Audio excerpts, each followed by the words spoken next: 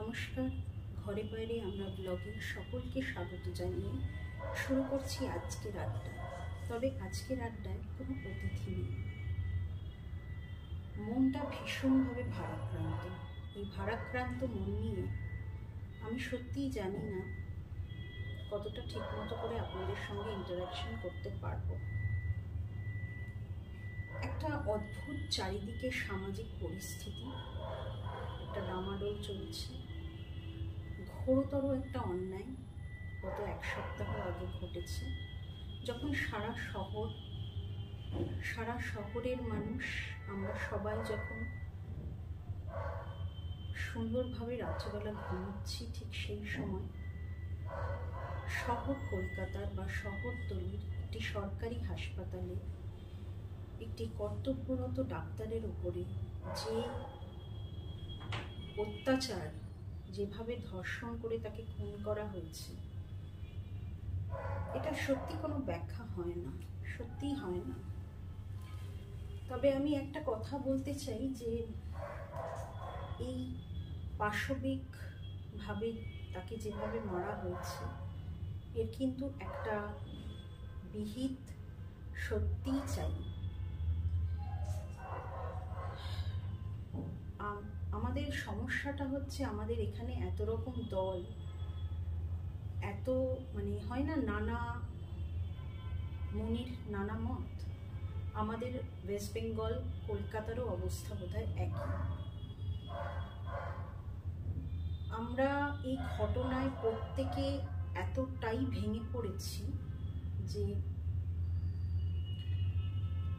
আমরা প্রত্যেকে নিজের মতন করে কিভাবে প্রতিবাদ করা যায় সেটা ডেফিনেটলি ভাবছি। এবং রাত দখল 14ই আগস্ট রাত্রিবেলায়, স্বাধীনতা দিবসের আগের দিন, হাজার হাজার লক্ষ লক্ষ মানুষ কোনো রং, কোনো বর্ণ এসব না ভেবে তারা প্রত্যেকে পথে নেমেছেন এই ঘটনার সুবিচার চাইতে, প্রতিবাদ করতে, তাদের নিজের নিজের মতন করে। খুব কষ্ট হচ্ছে যেদিন থেকে ঘটনাটা শুনেছি। কষ্ট হচ্ছে, নিজের জন্য কতটা কষ্ট হচ্ছে ঠিক ভাষায় প্রকাশ করতে পারবো না, কিন্তু আরও বেশি কষ্ট হচ্ছে তার বাবা মার কথা ভেবে। যে বাবা মা অত্যন্ত কষ্ট করে মেয়েকে ডাক্তার বানিয়েছিলেন, তারা স্বপ্ন দেখেছিলেন, তাদের স্বপ্ন বাস্তবে রূপ পেয়েছিল। হঠাৎ করে তাদের স্বপ্ন ভঙ্গ হবে, এটা হয়তো সত্যিই তারাও কোনোদিনও ভাবেনি। এই ঘটনার বা এই পাশবিকভাবে যেভাবে মারা হয়েছে, একটা সত্যি এর একটা কোনো বিহিত চাই। একটা বিহিত বলাটা হয়তো ভুল, সুবিচার চাই। সরকারের কাছে আমরা বিনীত অনুরোধ করছি, যারা সত্যি দোষী তাদেরকে প্লিজ সামনে আনা হোক, তাদেরকে চরম শাস্তি দেওয়া হোক। কোনো একজন মানুষের পক্ষে যে এত নারকীয় ঘটনা ঘটানো সম্ভব নয়, সেটা আমরা প্রত্যেকে বুঝতে পারছি। আমরা সব কিছু প্রত্যেকে বুঝতে পারছি, জানি, অথচ আমরা কিছু করতে পারছি না, তার কারণ আমাদের ক্ষমতা সীমিত। অথচ এই ঘটনা আমাদের রাতের ঘুম কেড়ে নিয়েছে। আমি একটাই কথা বলবো যে প্লিজ সবাই এগিয়ে আসুন।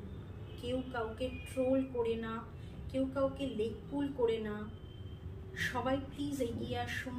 সবাই যদি আমরা একে অন্যের সঙ্গে হাত ধরে থাকি, বেঁধে বেঁধে থাকি, তাহলে হয়তো আরো সহজ হবে এই বিষয়টায়।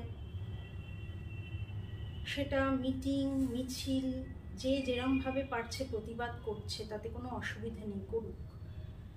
কিন্তু এত নারকীয় ঘটনার সত্যিটা সত্যি সামনে আসা দরকার, এবং এই ঘটনার যারা জড়িত তাদের সত্যি শাস্তি, চরম শাস্তি হওয়া দরকার। তাহলে হয়তো রাজ্যবাসী, দেশবাসী, দেশের বাইরের মানুষজন, প্রচুর দেশের মানুষ বাইরে আছেন যারা তাদের মতন করে এই ঘটনার প্রতিবাদ করেছেন, তারাও হয়তো কিছুটা শান্তির ঘুম ঘুমোতে পারবে। এটা এরকম বিষয়টা নয় যে ও কন্টেন্ট ক্রিয়েটার, এটা বলে রোজগার করছে, ও এটা বলে লিখছে। হয়তো এটা একটা প্ল্যাটফর্ম, এই প্ল্যাটফর্মটাকে ব্যবহার করছেন তারা প্রত্যেকে নিজের মতন করে। এই প্ল্যাটফর্মটা যদি আমরা না পেতাম, আমরা হয়তো এভাবে বলতে পারতাম না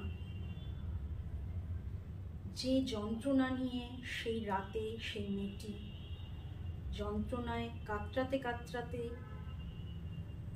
পৃথিবী ছেড়ে চলে গেছে। সেও হয়তো অনেক স্বপ্ন দেখেছিল, আজকের ডেটে সেই পৃথিবীতে নেই। আমরা জানি না আমরা কালকের রাতটা বা আজকের রাতটা আমাদের কার সঙ্গে কি হতে চলেছে, আমরা কেউ জানি না। আমি একটাই কথা বলবো, প্লিজ যারা সত্যিই দোষী তাদেরকে সামনে আনুন, তাদেরকে অ্যারেস্ট করা হোক, তাদেরকে শুধু যাবজ্জীবন কারাদণ্ড বা ফাঁসি নয়, যাবজ্জীবন কারাদণ্ড, ফাঁসি এগুলো সমস্ত হয়েছে, তারপরেও কিভাবে এত নারকীয় ঘটনা ঘটতে পারে বা ঘটে চলেছে, এমন কোনো চরম শাস্তি দেওয়া হোক যেটা যাদের এরকম ঘৃণ্য মানসিকতা তারা মনে রাখবে এবং দ্বিতীয়বার এই ধরনের কাজ করতে গেলে তারা ভয় পাবে। আমিও মনের দিক থেকে সত্যি কথাই বলছি, খুব ভালো নেই, সবই করছি, করতে তো হবেই। যখন আছি আমারও প্রচুর দায়িত্ব কর্তব্য সারাদিন থাকে, সেগুলো আমাকে সব কিছুই মেনটেন করতে হচ্ছে। প্লিজ কেউ কাউকে ট্রোল না করে সবাই হাতে হাত ধরে থাকুন। আমার মনে হয় তাতে আরও বেশি সুস্থ একটা সমাজ গড়ে উঠবে।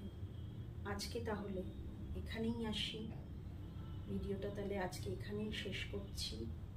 জানি না পরের উইকে শ্যুট করতে পারবো কি না, মানসিক অবস্থা সেরকম নেই, তবে চেষ্টা করব নতুন কাউকে, একজনকে, আপনাদের নতুন কোনো ট্যালেন্টকে আমাদের এই প্ল্যাটফর্মে নিয়ে আসার জন্য। আজ তাহলে এখানেই আসি, সবাই খুব ভালো থাকবেন। নমস্কার।